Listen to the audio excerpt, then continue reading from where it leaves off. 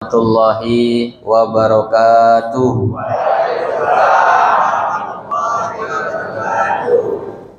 Yang sholat subuh berjamaah di Masjid Baitul Huda subuh ini, semoga rezekinya semuanya dilapangkan oleh Allah Subhanahu wa Ta'ala.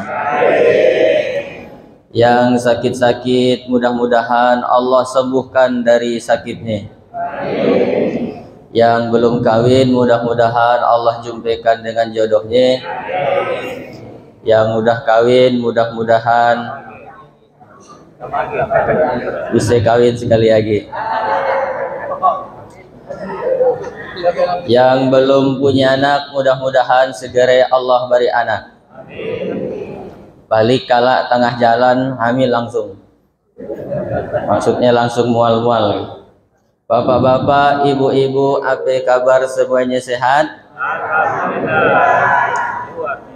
Alhamdulillahi wahdah, sadaqa wa'dah, wa nasara abdah, wa azza jundah, wa hazamal ahzaba wahdah. Allahumma salli wa sallim wa barik ala sayyidina wa maulana Muhammad ibni Abdillah wa ala alihi wa sahbihi wa man tabi'ahu bi ihsanin ila yaumil qiyamah, amma ba'du. Yang sangat kita takzimi, kita muliakan, mudah-mudahan Allah berkahi hidupnya dunia dan akhirat. Ayahanda Kiai Haji Bujang Rasni, pimpinan pesantren Usuluddin Singkawang. Saya semalam kebetulan qadarullah memang diundang di acara milad Usuluddin ke-48. Tapi ngundangnya betul-betul ringkas. Semari diundang, malam kala dah ceramah. Di tempat lain ketapang 4 hari, untuk tahun depan dah ngundang nakap setahun baru dapat. Sintang setahun baru dapat. Apa? Sehari nak. Dan datangnya nak dijemput, baliknya pun tak diantar. Tapi yang lebih ngari agak saya subuh itu, udahlah ndak kena undang, kena suruh ceramah lagi, dan disebutlah tadi terjadi penculikan. Saya baca sejarah, yang terjadi penculikan itu cuman peristiwa Rengas Dengklok. Bung Karno dan Bung Hatta kena culik. Ternyata terjadi juga dalam hidup saya. Ustaz Hatoli kena culik 2 kali. Tapi kalaupun misalkan memang saya tidak disuruh ceramah, saya tetap datang ke situ, Pak. Kenapa begitu? Kita melibatkan diri kita bersama orang-orang baik, insya Allah nanti di akhirat akan bersama orang-orang baik. Jadi hadisnya tuh sahih, riwayat Muslim. Nabi itu suka sekali cerita tentang hari kiamat. Kiamat tuh begini, nanti akan terjadi kiamat begini, setelah kiamat begini. Sampai-sampai dalam khutbah pun Nabi cerita kiamat. Tiba-tiba ada seorang Arab Badui. Tahu ke bapak Arab Badui? Mun bahasa kita bodoh bale. Orang Arab tapi jak bodoh bale. Bertanya suka nak alik lagi. Namanya Arab Badui, orang kampung. Ya Rasulullah, ya. Bila kiamat itu? Jadi dia nanya bila kiamat. Nah, Nabi tu tahu ini orang alik. Lalu kata Nabi, ditanya balik, apa yang dah kau siapkan untuk hari kiamat? Dia pun terdiam. Tidak ada wahai Rasulullah, kecuali cintaku kepada Allah dan Rasulnya. Apa kata Nabi? Anta ma'a man ahbabta. Engkau nanti di akhirat akan bersama orang yang kau cintai. Maksudnya kau nanti bersamaku di akhirat. Luar biasa. Solatnya biasa, sedekahnya biasa, baca Qurannya biasa. Dari sisi ibadah mungkin tak bisa kita nak nyaingi Abah. Dari sisi ibadah mungkin kita tak bisa nak nyaingi Pak Endrian. Tapi kita suka dengan dia, maka nanti di akhirat akan bersama dia di surga.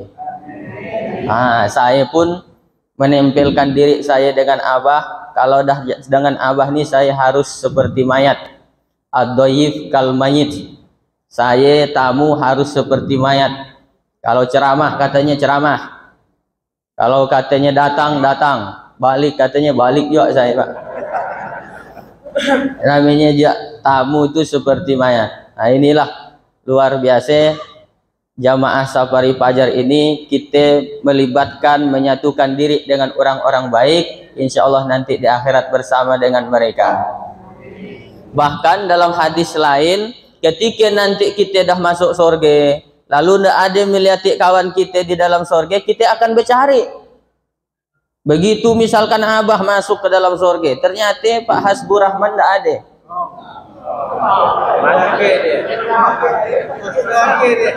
Cuma dua kemungkinan kan. Di mana itu malaikat tangsian Haji Hasbur Rahman kata dia. Ini paling aktif dulu di acara Safari Fajar. Oh, kata malaikat, di akhiratnya ada dua tempat. Mundaan di surga pasti dia di neraka. Carilah di neraka, lalah Pak nyarinya, barang dah hangus. Dah ratung, dah harangan, salangan, payah nak nyarinya. Tapi begitu dapat, oh dia ternyata di neraka, dicibiklah dia. Dicalupkan di Nahrul Hayat, sungai kehidupan di akhirat nanti, digosok-gosok dulu dia. Ganteng lagi mukanya, barulah izhabat hulil jannah, pergilah masuk surga kata Allah bersama orang yang kau cintai itu. Insya Allah kita sebenarnya bersama Abah insya Allah. Gitu dia Pak. Jadi saya akan datang walaupun kalau kebetulan memang agak di Singkawang ini insya Allah. Nah ibu bapak saudara hadirin yang saya hormati, kita sudah melaksanakan sholat subuh berjamaah. Mudah-mudahan sholat subuh kita diterima oleh Allah Subhanahu wa Ta'ala. Man sholat subha fi jama'atin, siapa yang sholat subuh berjamaah, faka'annama sholal laila kullah, dia mendapatkan pahala seperti orang sholat sunat sepanjang malam, sholat tahajud sepanjang malam. Apakah bapak ibu suah sholat tahajud sepanjang malam? Jangankan nak tahajud sepanjang malam, kadang-kadang sembahyang tarawih bulan puasa melihat jadwal imam dulu.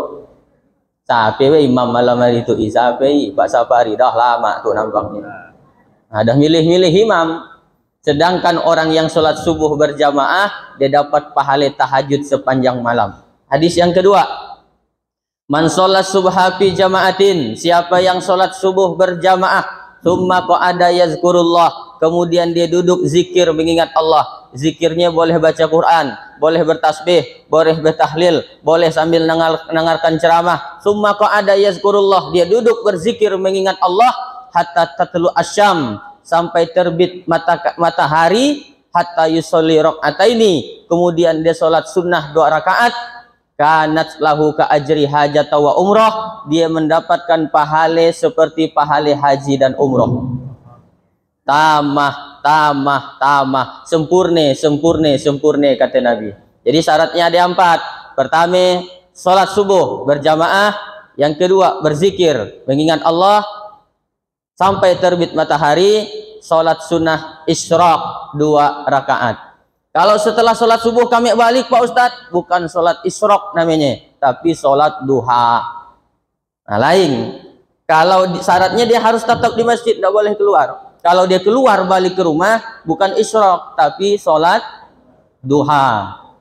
Nah jadi jamaah Safari Fajar ini datang ke sini sampai nanti isyraq jam berapa? Isyraq mana jamnya?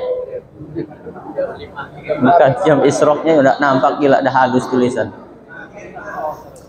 Pokoknya kita tuh nak sampai jam berapa tuh ceramahnya tuh? Jam 6 lah sadangi. Hah? Jam 8. Dah lah daan kena undang jam 8 lagi. Insya Allah nanti ya ada bunyinya kalau tit, masuk isyraq berarti langsung kita tutup. Laka iya sholat sunnah isyraq 2 rakaat, laka iya kita makan. Dah ya. Ada kan makannya Pak I? Musian makannya saya nak balik noloi Pak. Soalnya di rumah Abah banyak makanan gitu ya. Jadi tidak ragu saya, di situ kan nasi tipis sarapan.